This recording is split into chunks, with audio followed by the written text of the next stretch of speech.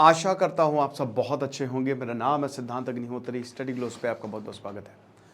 मोहम्मद सूफियान की कहानी जानेंगे दोस्तों। किस तरीके से मोहम्मद सूफियान बच के आए हैं और उन्होंने क्या बताया है, दिल दहला देने वाला है। रशिया यूक्रेन वॉर मुझे समझ में नहीं आता।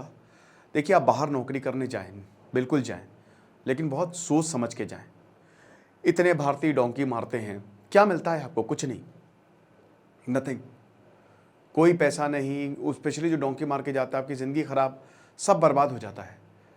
एजेंट ब्रेन वॉश करते हैं, आप उनको पैसे दे देते हो और फिर उसके बाद क्या होता है? उसके बाद पैसे तो गए, आपकी ज़िंदगी भी गई। थोड़ा सा इस चीज़ को ध्यान दे। इस पर बताना चाहता हूँ कि जो डार्क साइकोलॉजी का शानदार कोर्स है हमारा, रिकॉर्डेड लेक्चर्स हैं और उस पर हमने कल तक सेल चलाई है। 30% ऑफ है, तो make the best out of it. Psychologist doctor Mayur का दास ने ये शानदार कोर्स बनाया है। आप डाउनलोड करें, अपना वेबसाइट विजिट करें। तो मोहम्मद सूफियान जो कि तेलंगाना से है, हम उनकी बात करेंगे। उन्होंने क्या बताया है। वापस आ गए हैं 23 साल के मोहम्मद सूफियान, नारायणपेट तेलंगाना के रहने वाले। ये बताते हैं कि ये एक ऐसा एक्सपीरियंस था, दुश्मन के साथ भी ऐसा एक्सपीरियंस ना हो जो मैंने झेला। आज भी बुरे सपने आते हैं। ये एक टेरिफाइंग एक्सपीरियंस था। बस मैं बहुत ही शांत हूँ, बहुत ज़्यादा संतुष्ट हूँ, शुक्रगुजार हूँ कि मैं वापस आ गया और अब मुझे मौत से डर नहीं लगता। क्योंकि ड्रोन्स जो हैं वो गिर रहे हैं, बॉम्ब्स गिर रहे हैं। और वही है कि उस समय जब मैं शुरुआत में गया था, तब तो मुझे अपनी ज़िंदगी का डर था कि मैं कहीं मर ना जाऊं। लेकिन जब मैंने मौत को इतनी करीब से देखा तो अब मौत का डर चला गया है। क्योंकि हमको यही नहीं पता था कि हम अगले दिन जिंदा रहेंगे कि नहीं रहेंगे। ये बताते हैं कि मैं कैंप में था, यूक्रेन से 60 किलोमीटर अंदर, मतलब जो रशिया बॉर्डर है उससे 60 किलोमीटर अंदर, आप समझ रहे हो, वहां पे रशियन सोल्जर्स थे। हमको उनके साथ रखा गया था। लोकल आर्मी कमांडर आया 6 सितंबर को और उसने मुझे यह बताया कि हम अपनी सर्विस से डिसमिस कर दिए गए हैं और हमारा कॉन्ट्रैक्ट अब वैलिड नहीं है। हम भारत जा सकते हैं, हमको आर्मी बस दी गई। 3 और थे मेरे साथ, 3 और जवान थे जो गुलबर्गा से ही थे, वो भी मेरे साथ आए। हमारी खुशी का ठिकाना नहीं रहा। 2 दिन बाद हम मॉस्को पहुंचे और फिर हम भारत आ गए। इतनी खुशी मैंने जिंदगी में कभी भी महसूस नहीं की। इंडियन एम्बेसी ने हमारे टिकट्स अरेंज किए थे। नरेंद्र मोदी गए थे, आपको पता है, पिछले महीने रशिया से व्लादिमीर पुतिन से मिले थे। उन्होंने स्पेशल रिक्वेस्ट की थी कि भैया सबसे पहले तो आप इन युवाओं को जो है, जो भारतीय जो है वो रशिया में आए हैं और आपने उनको रशिया में लड़वा दिया, उनको छोड़ें।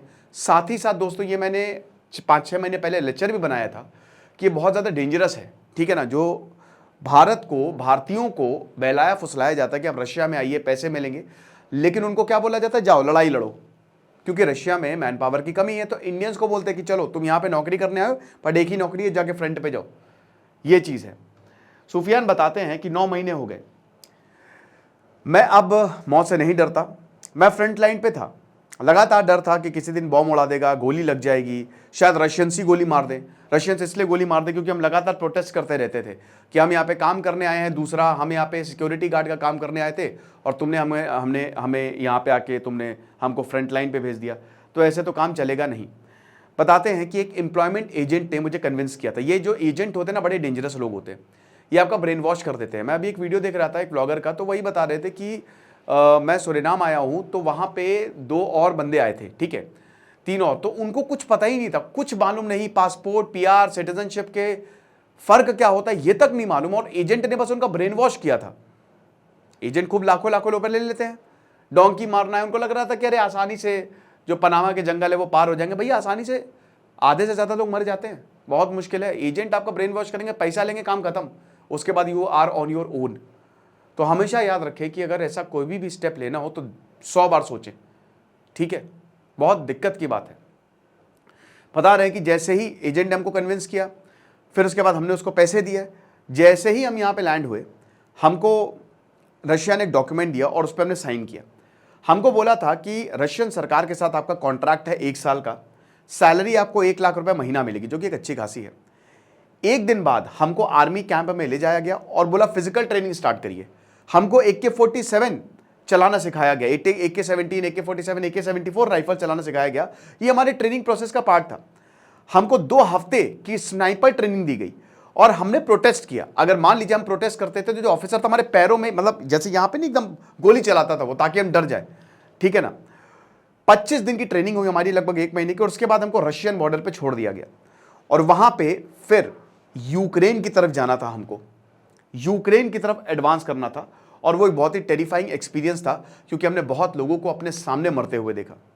बताते हैं कि हर दिन एक कांस्टेंट स्ट्रगल था, क्योंकि हर दिन बस यही था कि जिंदा कैसे रहें, कल के दिन हम जिंदा रहेंगे पता नहीं। और ये एक स्ट्रगल हमको, यही सोच हमको खाई जाती थी, परेशान हो जाते थे हम। एक जो हमारे साथी था हेमिल मंगुकिया, जो कि गुजरात से था, 23 साल का लड़का, वो मर गया। वो भाई इसी ड्रोन स्ट्राइक में मरा। उसके बाद फिर यहां पे हम लोग ने ये सोचा कि अब हम काम नहीं करने वाले, we will leave this work. लेकिन अगर हम ये बोलते थे तो ऑफिसर्स जो थे वो हमको पनिश करते थे। वो बोलते थे ट्रेंच जो होता नहीं, गड्ढा खोदो, और 0 डिग्री सेल्सियस से कम टेम्परेचर रहता था, माइनस में टेम्परेचर जाता था, और हमको बोलते थे तुम सो यहाँ पे। हमको कोई भी खाना नहीं दिया जाता था, कोई पानी नहीं दिया जाता था। हालत बहुत ज़्यादा ख़राब थी। जैसे जैसे वक्त आगे बढ़ा, मैं और जो और 3 लोग थे जो गुलबर्गा से थे मेरे साथ, वो 20 किलोमीटर की दूरी पे थे। हम लगातार प्रोटेस्ट कर रहे थे। हम सोल्जर्स और ऑफिसर से बोल रहे थे कि हमने यहाँ पे मरने नहीं आए हैं, हम ट्रेंचेस यहाँ पे खोदते जा रहे हैं, हम गन्स को रीलोड करते जा रहे हैं, हम ग्रेनेड्स फेंकते जा रहे हैं, लेकिन अब हम ये नहीं करने वाले हैं। 2 महीने पहले हम रेड जोन से ग्रीन जोन में आ गए। जो यूक्रेन का रेड जोन था, वहाँ से फिर हमको ग्रीन जोन में लाया गया। इंडियन गवर्नमेंट ने प्रेशर बनाया, और उसके बाद फिर पहली बार हमको ये पता चला कि इंडियन गवर्नमेंट ट्राई कर रही है कि हमको रशिया से बाहर निकाले। ठीक है, फाइनली 6 सितंबर को हमको ये न्यूज़ मिली, जिसका हम इंतज़ार कर रहे थे। 1 लाख जो महीना की सैलरी थी वो डिपॉजिट कर दी गई, हमारे अकाउंट पे डिपॉजिट कर दी गई। लेकिन जो भी हमको पैसा मिला, 1 लाख रुपये महीना मिला, वो हमने खाने के लिए, जनरेटर्स ताकि हम गर्म रह सके, कपड़ों पे, उन्हीं पे ही खर्च कर दिए, मतलब कुछ बचा नहीं।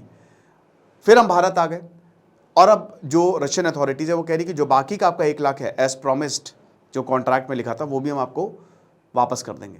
लेकिन एक कहते हैं कि बहुत ही एक चैन की सांस हमने ली है, एक बहुत अच्छी सांस, मतलब वही है ना कि सेटिस्फाइंग ये एक्सपीरियंस है, क्योंकि इतना कुछ देखने के बाद हम यहाँ पे वापस आए हैं।